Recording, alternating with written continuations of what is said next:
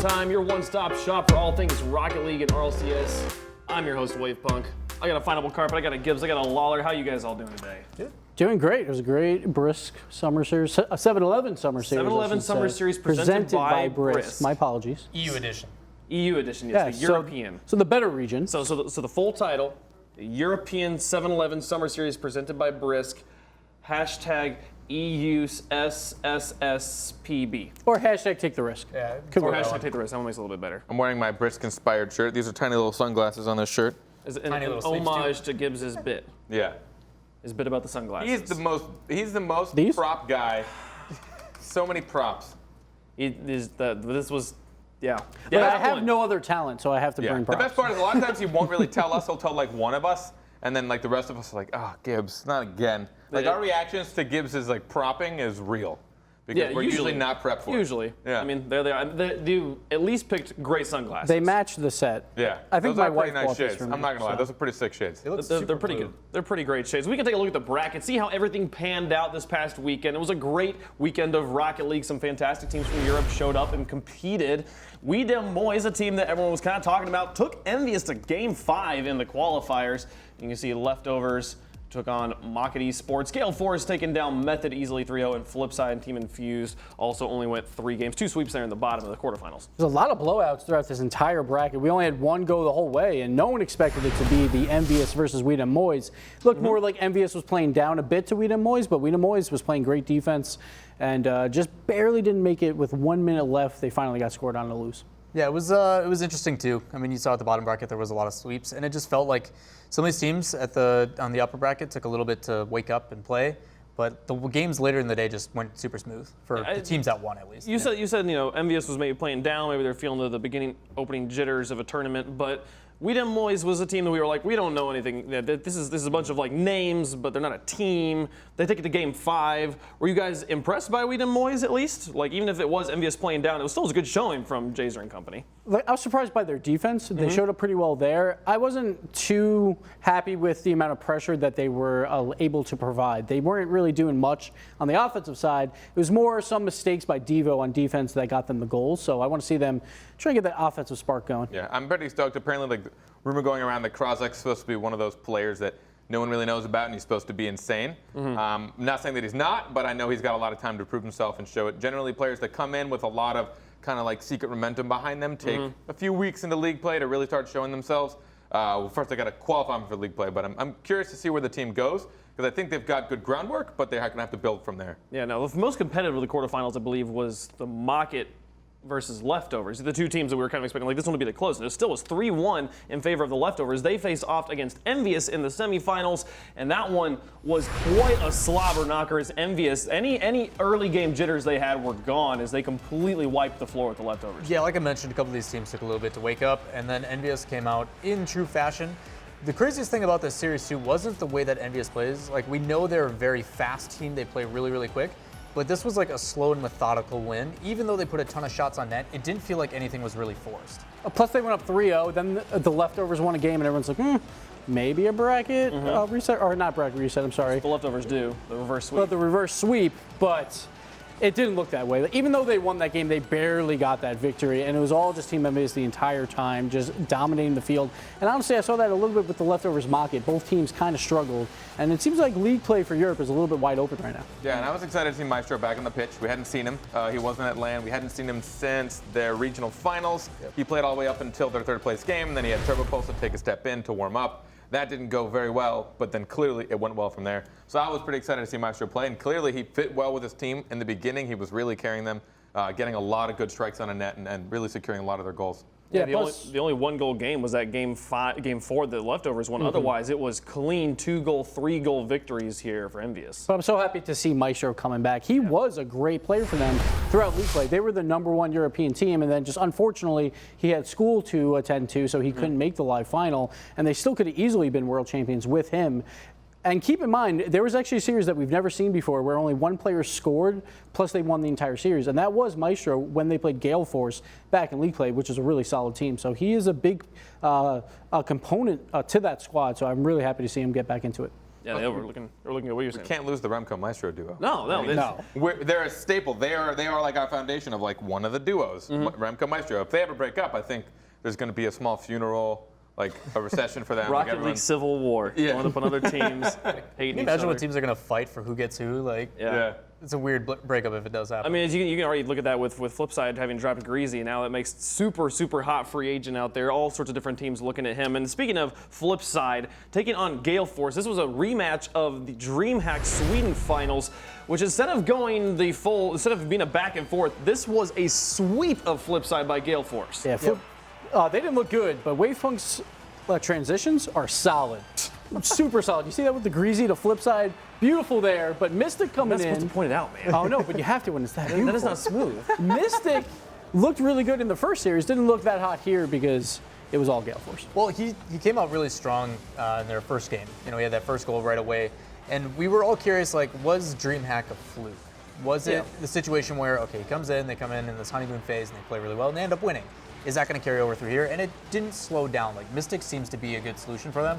And we saw it announced on Monday that he is their official starting spot. Now, Gibbs, correct me if I'm wrong. Is this the series where you said Flipside didn't stand a chance? No chance. What No made you chance. think, like, what was the difference between Gale Force and Flipside going into this game that made you think, you know what, there's literally no way that our reigning champions have a chance? Like, the last time they played was Dreamhack, and that was the first time Gale Force as a team played together, and it was a live event, so you expect Flipside to have a little bit more composure there. But then these past weeks, it's been weekly tournaments for Gale Force, and Flipside really hasn't participated in any of them. So I just figured Gale Force, they've been getting better and better every single week in those weekly tournaments, so I just figured they were the best team going forward. And honestly, I don't think we've seen their true potential yet. Like, I think they can get even better.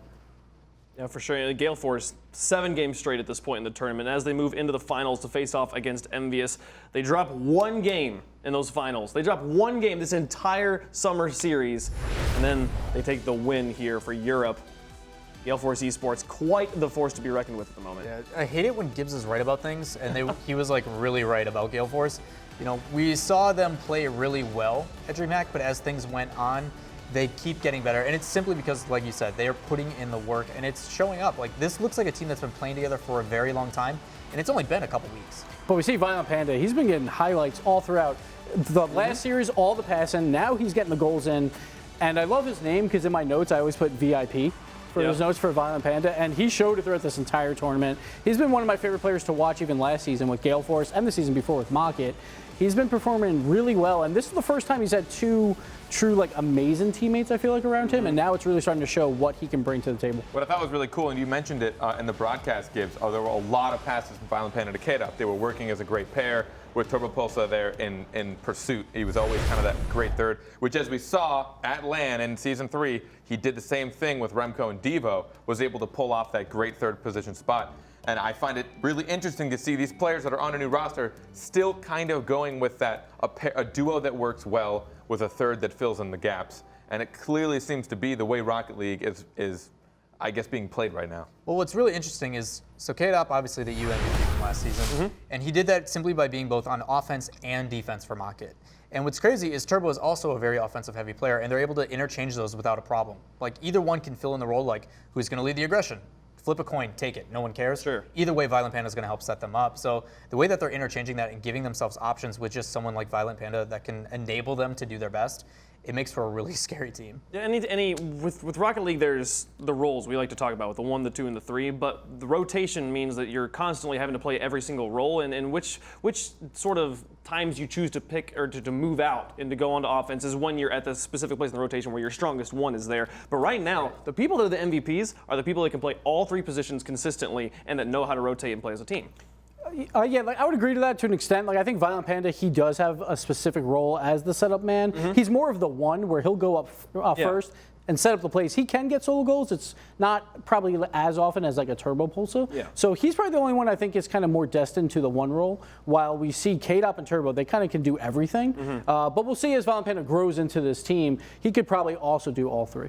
Before we go to break, any teams that here in the Summer Series you guys were surprised by? I know you were like, were surprised by their performance. We Des Moines was here. Infused played against Flipside. They got swept, but I personally thought Infused had quite a decent showing. They were an exciting team to watch, even if they weren't taking the wins. You called them the lovable losers. Yeah, I think I have to agree with you. I think the team Infused, granted they got swept. I think the series score doesn't particularly tell the story for that series. We say that a lot, but I truly agree with that. I think obviously they have a lot of room to grow, but some of the passing plays we saw in that game from both teams were phenomenal. And I'd mentioned it during the cast. I think if they were against any other team for the first round, there's a really good chance that they would have been able to make it out of round 1. I think they had a really tough matchup early on, and it went up against a team that could kind of deal with everything. But they were putting up some passing plays that I was getting caught off guard by. Even though I had a whole view of the pitch, I was still caught off guard by some of the interceptions they were getting, a lot of misdirected plays. And for a team that's supposed to be kind of newer, and the guy that keeps crushing our hearts over and over again, Doomsy, please win something. I want it. We all want it. Literally, all your opponents want it. Everybody wants you to win it. I feel like it'll be like Rocket League will just like end to some degree when Doomsy wins a tournament. A big tournament. That's it. It'll be like the internet's over. Yeah. I will quit. It's been a great time. Once Doomsy wins the World Championship, Rocket League's been fun, guys. Rocket League's been fun, but Doomsy won, so we're done now. So you'll have fun. But guys, it's been great. Brisk. We'll have one more before the summer's out, so be tuned in to here and be tuned into other stuff, social media, if you want to get more details on that. But when we come back, going to take a quick break. Carpet's going to break down some plays for us. I'm excited to see what he's got in store. We like to talk about the strategies and everything. It should be a lot of good. It'll be a lot of fun, a lot of everything. Right after the break. Don't go anywhere.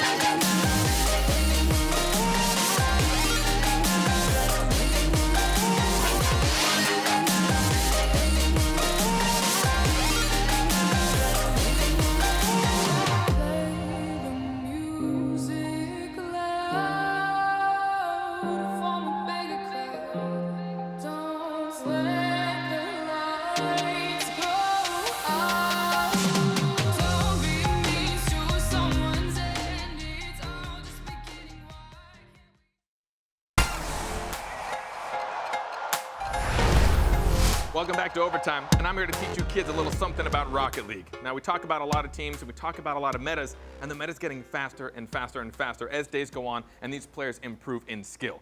Now, we don't really get to see a lot of the decisions that are being made or how they're putting this pressure on and getting this fast pace in the heat of the moment, especially in full time. So I want to break down a couple of plays for you guys just to show you exactly what these players do. Now, the first team I want to talk about is G2. Now, they went against NRG in the Brisk Summer Series, and they completely stomped him. A complete sweep, which you really don't see very often, especially against NRG, our online champions. I want to show you exactly how G2 kept up the pace and how they make their decisions in the finite moments during this play. Now, this starts off with a passing play of NRG.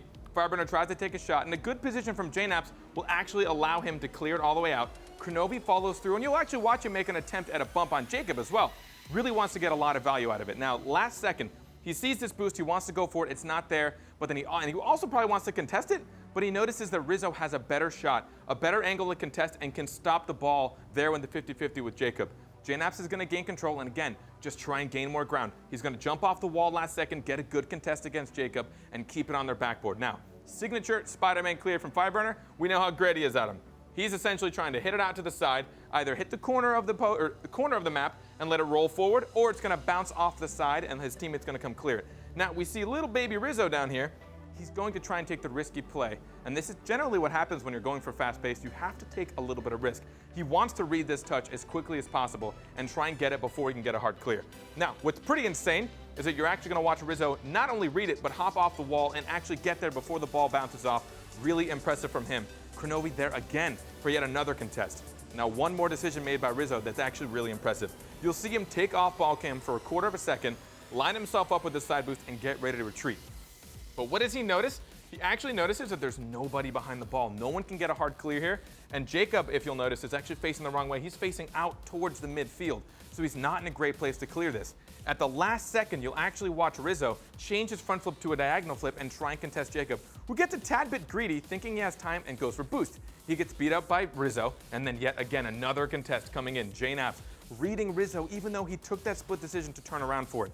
Jacob, feeling under pressure, goes up for this as quickly as he can, but no one was there. They were actually able to put so much pressure on, they felt like they needed to contest it. Kronovi gets juiced up, gets some more boost, passes it back to Rizzo, who clears it right over Garrett, and now Jacob has one decision to make. Is Rizzo going to take the quick shot off of the crossbar, or is he going to wait until the last second? Now, since they had just done so much in such a short period of time, Jacob assumed that Rizzo would try and pinch it in over the crossbar for the difficult save, but instead he waits the last second and drops it underneath Jacob, which is something that only these players would be able to execute in just split-second thinking.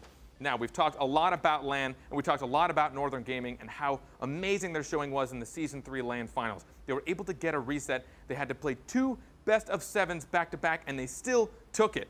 Now, I could take an eagle's eye view of their plays and just show you everything that happened, and probably we could highlight an entire game, 5 minutes, which would take me about 60 minutes up here. I'm not going to do that. Instead, I want to show you what happens when 3 players make perfect decisions back-to-back-to-back and how it results in a goal.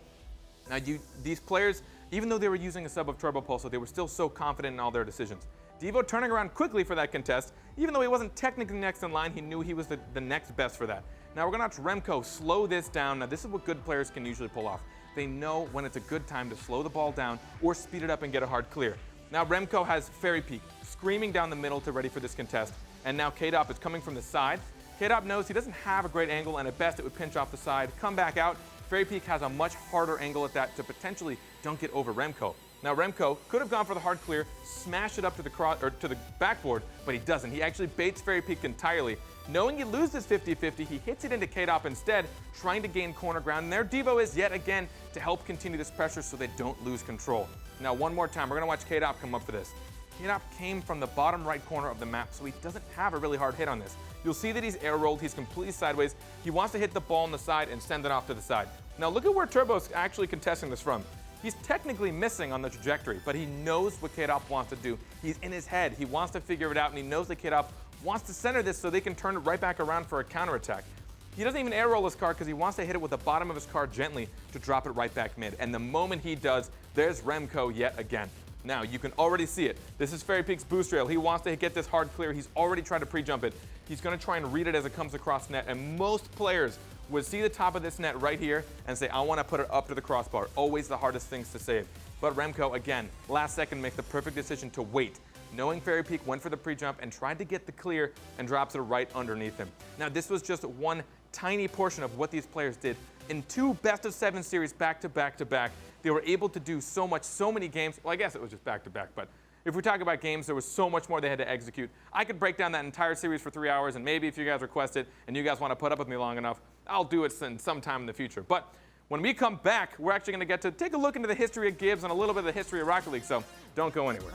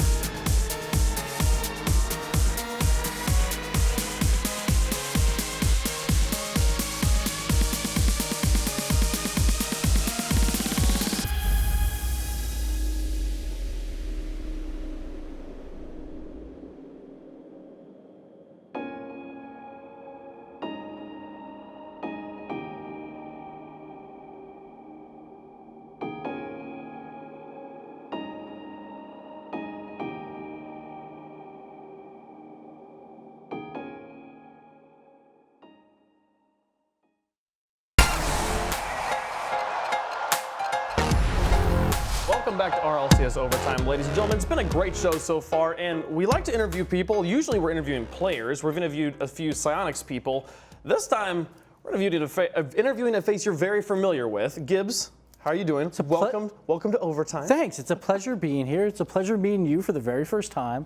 Super excited to be here. The very first 1,000th time, something along those lines. Somewhere around there. It's funny because when it comes to all the people that are on the desk, when it comes to the people who are here at RLCS often, you are the most experienced, the most ancient. I'll just put that out there. All right, ancient works. Ancient works, yeah. You are a forefather of Rocket League. In a literal sense, you started not with Rocket League. Rocket League was not the first car hitting balls into goals game you played. Talk to me about SARP BC and your history with that game. Yeah, SARP BC, I think I saw it, I think it was the PlayStation blog I actually saw it on, and it was before it came out, and I was like, I have to buy this on launch day. I'm not a big fan of sports games normally, but I was like, oh, like you just control the game by yourself. Like I kind of like video game sports, if that makes sense. Yeah. So I was like, all right, I'll try it out. I love the game at the start, so I started to make tournaments. Problem was we had like maybe 8 sign-ups sometimes or a little bit less. So my favorite tournament actually was I made a 2v2 tournament, but it was called 2v2 squared. So you could have 2 different teams of 2. Okay. So we could fill in 16 teams. That was the only way to do it. So like if I signed up, I was technically on 2 different teams. Yes. How did you deal with it? They had to face off against each other. Well, we never actually finished the tournament, but we did group play. So it was mostly, that was the meat of it.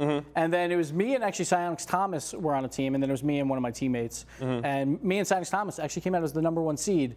And then somehow we all just stopped playing. I was very sad because I wanted me and him to win it. No one thought we could, so it was fun. So SARP's how you got in. You found it in the PlayStation Store.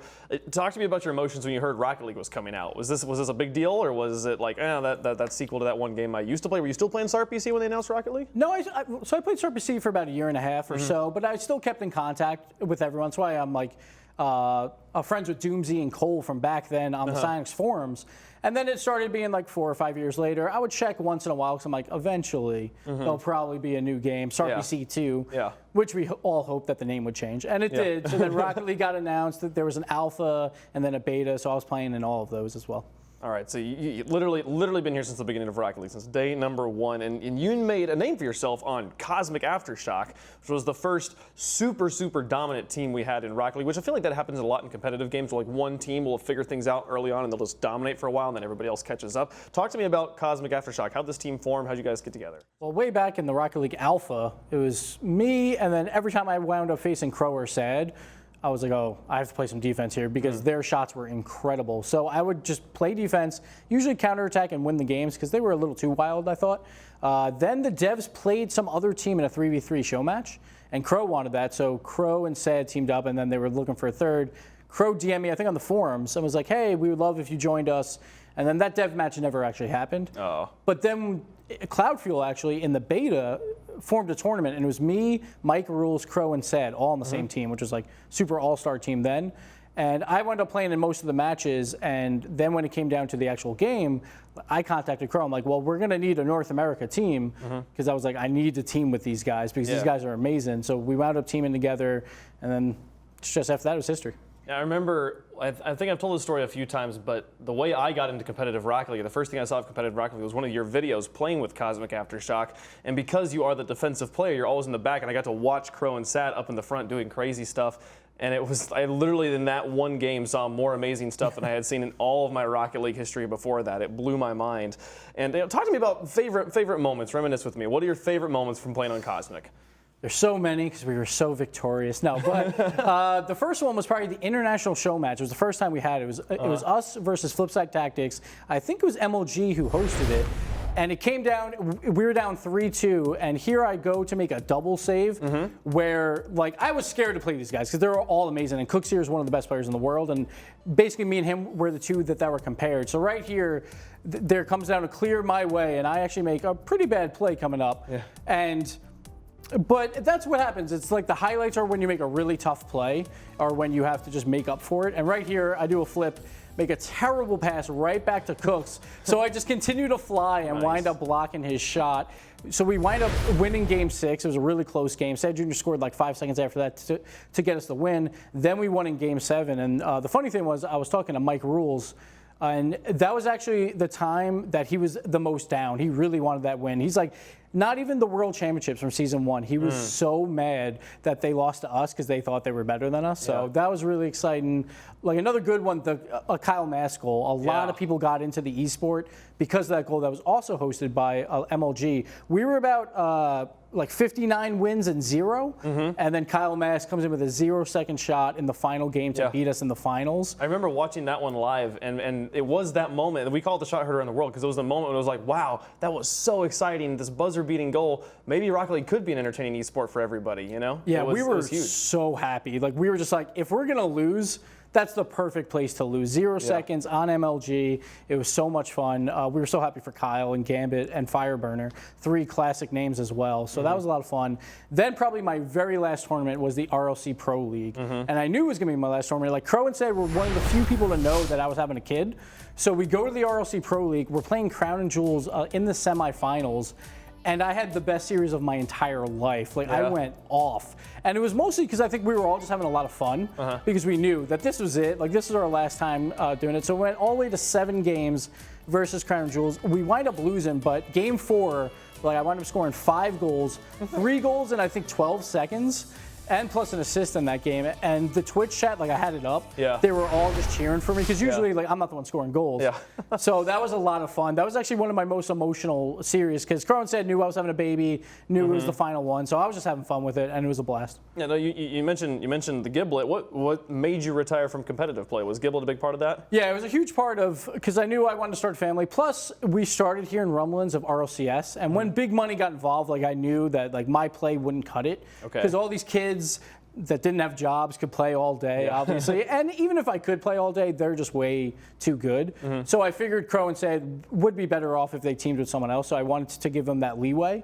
And I stayed on as manager and coach, but like my wife was pregnant at the time. So like, I knew then, obviously, it's like, no, I'm going to have no time anymore. But here's Giblet at season 2 LAN, 3 months old at that point. The greatest kid ever. He sleeps like a rock. The flight to Amsterdam was like the whole trip was like 10 hours probably of like from flying to trains to get into the hotel. Slept the entire time. It was great. I wonder what it's like as that child to know that he's already a meme. To be completely he has his career set for him if he wants it at this point, being the Giblet, and it's great to see that the generations of Rocket League going to continue on there. You know, talk to me about the transition. So you decide to quit being a pro, got a family coming up, but this big money RLCS stuff's involved. How did you become an analyst? How did you get involved with RLCS? Talk to me about that transition. So I was at my job, my normal 9-to-5 job, and honestly, I did a lot of Rocket League like things while at my job because I had a computer there and I usually got my work done quick. So I was sitting there on Skype. Golden Boy actually contacts me. He's like, what do you think about casting for the RLCS? And I'm like, I've never casted before, but he just said RLCS. Yes. So I just say yes. And then we figure out that the desk is like the great spot for me. It was about a month after the RLC Pro League is when the contacts like started going out. So it just was perfect timing. And then like the rest is history. We got here. Yeah, it was such a crazy experience for us all getting here. And there was so many things that I remember the first time I landed at the Burbank airport and just like walking out and it literally felt like Hollywood, you know, and like there was one of the people from Psyonix who like pulled up in this like Charger and it was like, welcome to the big leagues, boys. And I'm like, oh my gosh, this is crazy. You know, was there anything that was like really different or like that surprised you about this RLCS experience? Like, talk to me about like, how did it meet your expectations? I think it's just how much my life changed in the meantime. Like I left my job like 2 months later, which was pretty tough because we'd come out here, I would take a red eye home, work 40 hours, come back. So it was mostly just how life changing like this whole scene has been. I've taken more flights in the past year than I've taken in my life, like tenfold. Right. Same. Yeah. So like collecting those miles, but it's just been fun getting like a new family, like you guys. Obviously, I love you. I love Carpet and everyone. So it's just been fun hanging out with everyone and just talking about like pretty much everyone's favorite thing and just watching this scene explode. Like 200,000 at the last World Championships. Was Amsterdam your first time in Europe? Yeah, it was first time in Europe. It was the first time I was on West Coast was when I came here. So oh wow, for the very first show. So how far had you traveled before RLCS? Just Florida, just like East Coast. Well, we went to the Caribbean for our honeymoon, me and my wife. So, but besides that, yeah. So it's been like now traveling to San Francisco. I did like an event in. Then we go to Amsterdam. So it's been a lot of fun. Well, what was it like traveling internationally for the first time with a baby? I mean, he slept like a rock, which was great. It worked out well until we tried to fly home. My wife usually doesn't like to get to the airport too soon, but then we wound up missing trains. It was funny. We were in the train station trying to find a way to get up with the stroller and the baby. We couldn't find like a lift anywhere. Then fans just randomly saw us. I'm like, all right, guys, I need you for 2 seconds. Just pick up the stroller and just bring it up the stairs. So that was a lot of fun to actually just see fans. And using like, your Gibbs. Celebrity. Yeah, right. So, and then we made our flight by like 10 minutes because we had like other complications. But yeah, it wasn't too bad to travel with him because he's great. He just is happy to be like in his, just watching the world around him. He doesn't really cry a lot, so we are extremely lucky with that. So that's fantastic. And you've developed a reputation on RLCS for your prop management and always pulling out your stunts. What inspired the prop genius? I don't know what inspired it, but there was mid-season mayhem from the first year. We got some Giblet toys there because he does predictions as well. Not too good at them, kind of like me, but you know. Look at Carp, beautiful job there. But the props are just there to have a little fun, to break up the desk, like the seriousness of Rocket League. Because obviously we're all here playing a game where cars smack a ball. Yes. And like, it's serious because there's big money on the line, but at the same time, we're all here to have a lot of fun. So I just want to like bring that out. It is super impressive to watch these pros play. It's awe-inspiring, but there's always a moment. I remember the very first weekend of RLCS, and I've been trying to get in eSports for many years, and sitting and watching. I was on break during one of the segments, and sitting there and watching it and being like, this is never the game I thought would be my big break in the eSports. The car, like Hot Wheels soccer. I can't believe it. But yeah, man, Gibbs, been great to talk to you. Any shout outs you got? No real shout-outs, just to like the fans and just everyone. Twitch chat surprisingly being supportive. Twitch chat sometimes can be a harsh place, but they're supportive of all of us as well. So it's not even like just about me, but just supportive of the entire scene and like all the pro players, and just meeting fans is always so much fun. I always hear people saying, "Oh, I used to watch Playing with Potatoes and I learned so much." Even Torsos from Alpha City was like, "I started by watching Playing with Potatoes." So it was really cool to like try and bring up the casual community to like get them all better at the game. Absolutely. Well, hey, Papa Gibbs, thanks so much for talking to us, telling us your story. Thank you all for watching RLCS. It was a lot of fun. We got some more stuff coming up. It's going to be great when we come back. Dreamhack Atlanta is coming up. We'll have some recaps, not recap. We'll recap Sweden, and then we'll talk about the teams that are going to be playing at the Dreamhack Atlanta. It'll be great. Don't go anywhere. We'll be right back.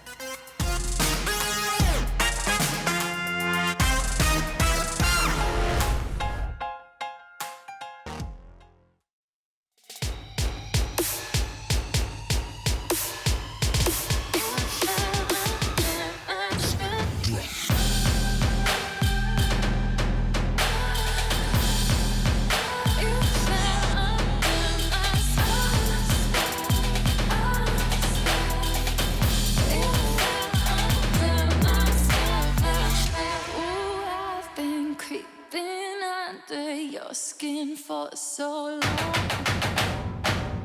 Oh, I am in your head, so tell me, is it wrong?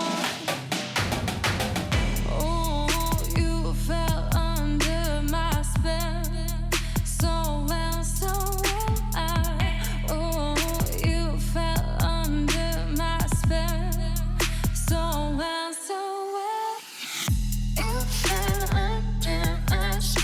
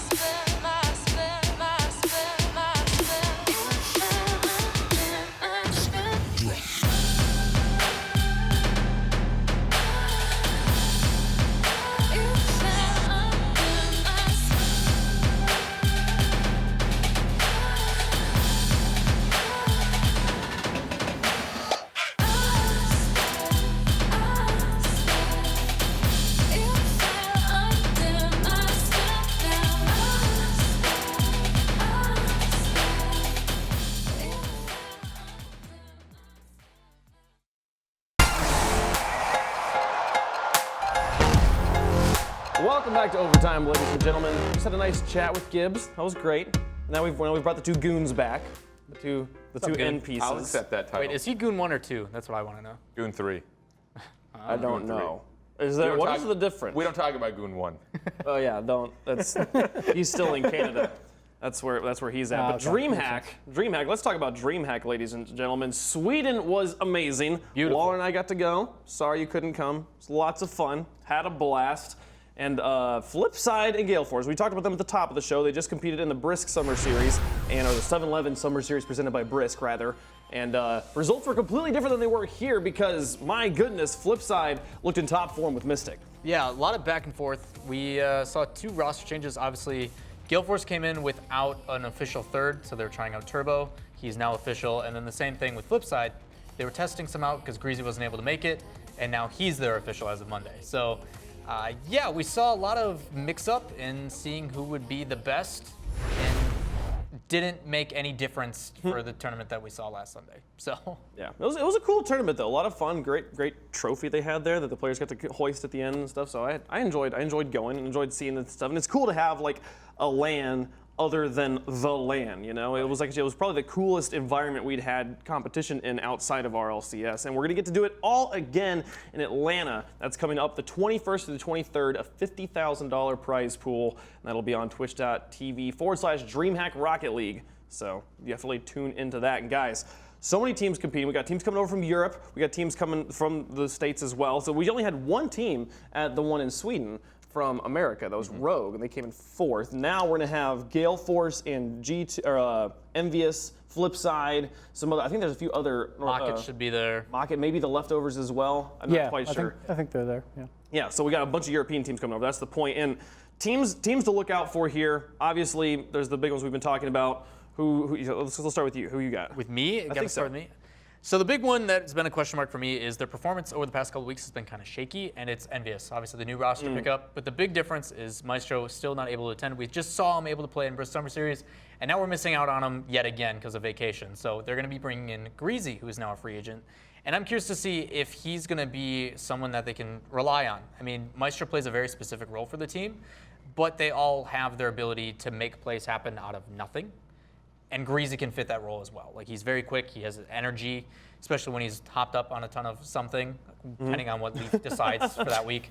But he plays very well. You know, he's really quick. It's just Remco and Maestro are a very iconic pair.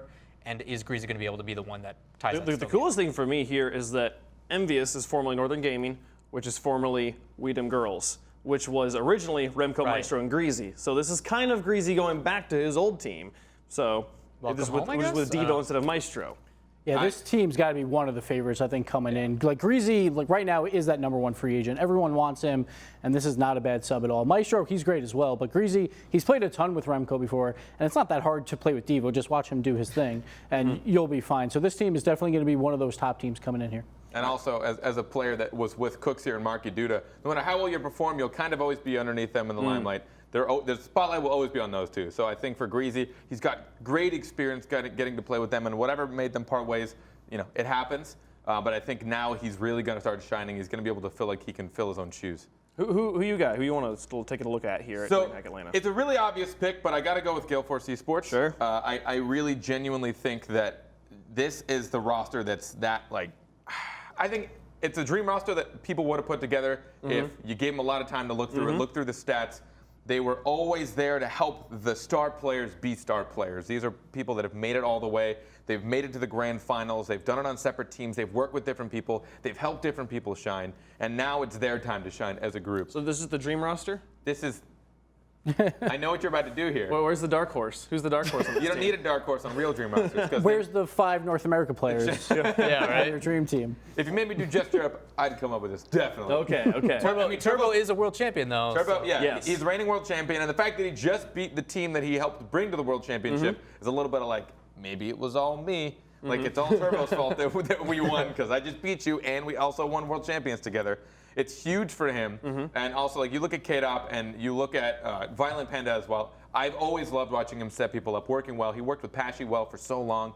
He got his name kind of because Pashy pulled him into that roster in the beginning, and then we saw Violent Panda do well. And K-Dop He's just you can't get caught off guard by him. He's always there every game, highlight reel all over the place. I'm super stoked for this roster. I'm excited to see these two teams in particular, Envious and Gale Force, because you're talking about Turbo coming from Envious, so he just beat them. That was cool. But now they're swapping out Maestro for Greasy for this particular tournament. That'll just be really cool to see those two teams clash somewhere in the bracket. If they run into each other again and we get to see them like play against each other 3 times over the course of like a month and a half, why not? I want to see the history between these big, like really powerhouse teams that EU play each other. All right, Gibbs, who you got for me? Well, we're talking about all these European teams trying to fly over and take the title from a North American team. Well, I'm going to go with the ultimate USA team, Team Rogue over here.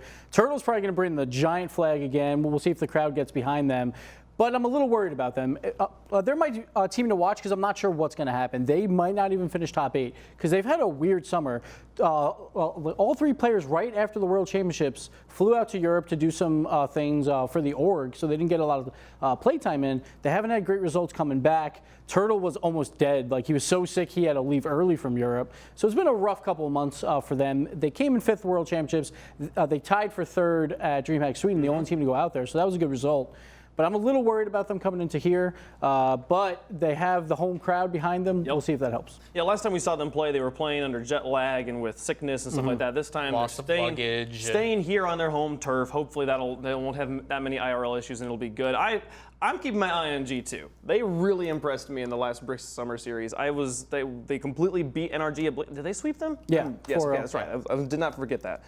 And I was so impressed at the way that these guys played. Kronovi considers Atlanta to be his hometown. He is very confident he's going to be able to win here just because this is his city. He's so excited. G2's on fire right now. I'm excited to see these guys play. Well, that's my issue with G2 is I need to see consistency out of them. They've shown that they can compete with the best and they can beat the best.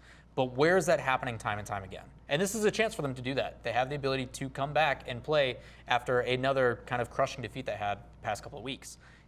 They haven't put the time in. Like, where are they showing up in community tournaments? Where are they showing these results to prove to us they're not going to have the same results as they did in Season 3? Yep. Yeah, we've seen a lot of teams in Sweden for Dreamhack just kind of thrown together teams. We saw the Diffuse kids, and they tied for 3rd as well. Not a lot of orgs actually came out to Dreamhack Sweden. Everyone is coming out for Dreamhack Atlanta, so that should be a lot of fun to watch all these teams compete. Yeah, we didn't touch on NRG, but I assume NRG will be there.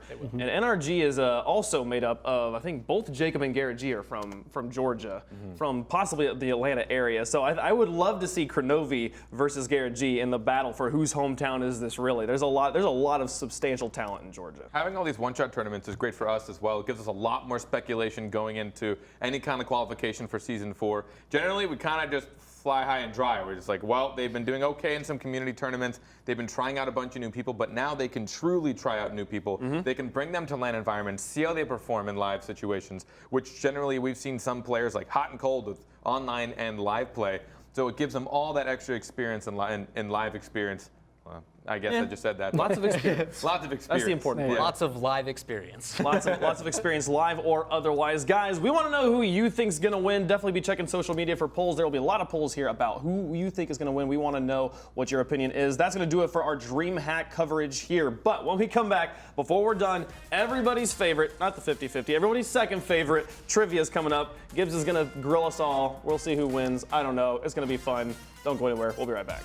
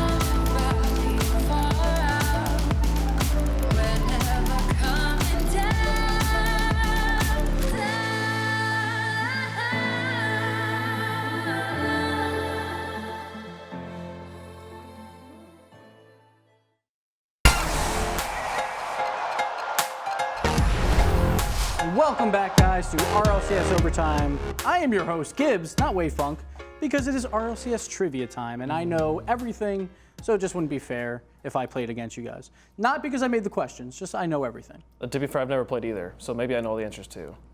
Possibly. It's true. Wave Funk has never played. But let's introduce our contestants to start this off. We'll start on my right. The man that can wear a pink shirt with sunglasses better than anyone I've ever known, Findable Carpet. Gibbs, thank you. And also, I'm going to take this opportunity to say, hi, Mom. I don't get to do that very often. So I'm trying to be nice to everyone today. Yeah. On my left, That's a we have first. my favorite caster of all time, Mr. Wave Funk. Look at that. Beautiful. He'll be proud. And finally, the reigning world champion and also the worst answer ever, I'll take it. Lawler. It was the start of something beautiful, and I got to throw it back. Mike, what's up? We got this. We got this. Your definition of beauty is interesting, I think to you say should- the Just a best. bit. I can't believe someone can get an answer that wrong and still win. I think that's definitely on the trivia beholder. I think Well, maybe it you makes shouldn't me argue super with the confident. host right before I'm about to give out points. I'm that It's not confident. subjective. I'm still it's all gonna about the win. right answers, right? Anyway, Still going to win. the theme is RLCS World Championships across all three. Thank So it goodness. could be Oh my answers goodness. from season 1, season 2, season 3. It doesn't matter. Plus, play at home. Each answer is going to have a certain amount of points. So you guys can play at home, and you'll probably do a lot better than these guys. Or at least you'll lie on Twitter and said you did. So let's get into the first question. I thought all the stuff on the internet was true. Everything's true. Okay, sorry. How many games across all three World Championships have been played? Now, this is Price is Right rules, so you have to go under the number. Under and the closest? Yes, closest gets 10 points. The next closest gets 5. I don't even and have the 0 faintest points. idea of what a reasonable guess is on this. Yeah. We've I casted- should know this. We've but casted a lot of games. there's a lot, and it's just like when you look at like the sweeps and then how long they are, how many games there were. Sometimes they go to game 7s and the finals. Write down a number. Carver. Resets. I'm just We're not here I'm all thinking day. out loud. This is an hour-long show. all right. Who's ready? Wave Funk, I'm you ready. ready? Long show. Lawler, Ready. hurry up. All right, I'm ready. Do you want my answer? Go for it, Wave. I think 130. Of individual games. Individual games, Across 130. all okay. Yeah. That's an answer. Carpet, go. 170. That's an answer too. You said go Lawler. under. Unless, 122. these are all wrong, unless my number is completely off. What's your number? I have 622. Unless it's cut in half. I'm the closest. It might be cut in half. Either way, Carpet is the closest. 10 points for you. 622? Yeah, unless mean, my what? number's completely off. So we had, Either like- way, I'm the rules maker. 10 points for Carpet. It is definitely more than 170. 200 games of LAN? I guess if you're doing Because- upper and lower. Yeah. Well, there's like 20 There's 20 series of LAN, 4 5 games. best It's of probably, 5. Yeah. it's probably 3. Because in an Wow. 8-game broadcast day, there's like 30 Unless some I games. The show's only an hour long. I can't do math on Unless stream. I confuse the number. I Gosh. think I confused the number, but I'm going to give it to Carpet anyway. 10 points for him. Okay. Wave Funk gets 5. Oh, yeah, dude. Lawler gets 0. Reigning world On the champ. fast track. Back And we're- where he no belongs. problem. We're already starting off low because I'm pretty sure my number's wrong. But anyway, I'll blame James on that one. Next question. Not even Four- care. Win anything. 4 players have 3 or more hat tricks across all the World Championships. Name 3 of them. How many players, too? 4 have done it, but you name 3. 5 points for everyone that you get right. And they've done what? Hat tricks. They've had 3 or more hat tricks. Okay. This Write is it quick, boys. Write it quick. quick. I can't spell that fast. This one's tough. Once everyone's done, I will give a hint to the chat before I give the answers out, so you can have a better time. Write 3 players. I think I know what I'm doing here, but I don't think I know what I'm doing at all. Is that at the 2 same T's? time. Yes. All right, 2 T's. Nice job, Carpet. Yeah, I'm spelling it right. I've done him wrong too many times. So here's the hint for Twitch chat, because you guys are about to finish off. This is grand finals or the whole No, thing? just the whole World Wow, Championships. there's only been 4. So 3 of these players are on the same team. So that's the hint for Twitch chat. Let's show them. got Wave it. Funk, go ahead first. Garrett G, Markey, and Cookser. And that is a 0 points. Well, Carpet, Garrett G. Markey and Crow. 0 points.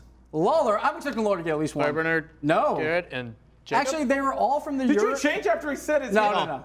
They were all from the European region, actually, so you all got 0 points. Hey, I got You're all Marcus. family. I got Guys, Markey. Europe has obviously been way more successful at the World I had Championships. 2 Europeans. Devo, 4 hat tricks. Oh, yeah. Remco, 3. Maestro, 3. And K-Dop, 3. The only players And that have Maestro in 36 games. K-Dop in goodness. 40. Well, I was trying to think of like season 1, season 2 as Yeah. well. Yeah, it's across all of them. Yeah, but essentially the ones you just named are who I all thought did great in season 3.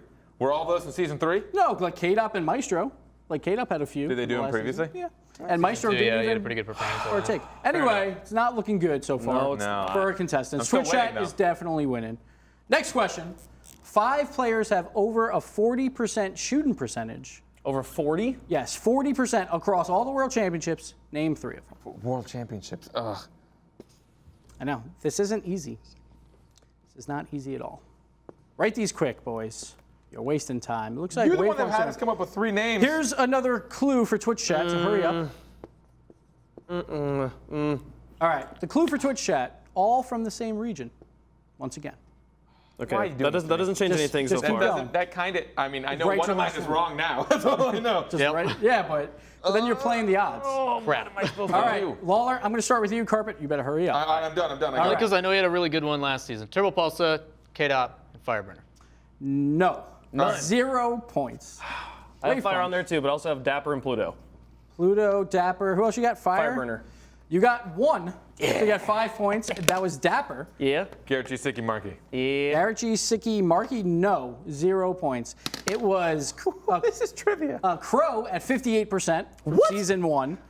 Then we had God. Rizzo. How? He had He won the thing. 42% season 2. Dapper had 43% season 3. Lachino, 43% season 1. Who's your fat guy? And Matt. We're thinking about this all wrong. 42%. We're trying to like figure out based upon every season. We need No, to no, no. eliminate and get the smallest like Who data is point your possible. fact See, checker? Dapper only played like a few games, so I was like, Yes, that only would be 5 extensive. games. Then I was like, Fireburner We're takes it to a continuing shot. on. Crow's the only in point one totals- season. Like How did Crow have that high when he Point total- played that's the entire ridiculous. thing? he's a beast. Because they won. Oh, everyone must have 10 points for season one. Carpet, 10 for Wave, 0 for Lawler. We have to get through this behind. quick, so I'm you from guys behind. better hurry up. All right, 5 players have averaged more than a goal per game at the World Championships, so 1.0 or higher. Name 3 of them. Oh, you're killing me. I don't really have any hints for this one for Twitch chat, so you're just going to have to figure it out on your own Why do they get hints? because Twitch chat is Bay. They always say Gibbs in chat like every time I'm on, so you know, that's how it works. Hurry up, Carpet. I don't. Running out of time. Stop rushing me. You're making us guess 3 people at once. You know that? I know. You know that? You know how remember hard it is to Well, think of 3 people? I'm giving you 3 chances to get it right, which is not helping. Yeah, but I got to think of 3 answers. All right. Wave Funk, are you ready? Yeah. Go for it. Devo, Marky, Garrett G. Devo, Markey, Garrett G. That is a 0 point. Oh no. You know, I just started ready to go, but I'm going to Lawler, dedicate to it. Go. Dapper, Marky, Garrett G. Dapper is one of them, so you get 5 No. points. Yes. We talked about He's this on the board. before. Yeah, we just talked about him. Like, all right, Carpet. sweet. When is Garrett G going to give me some points? Maestro, Garrett G, and Devo.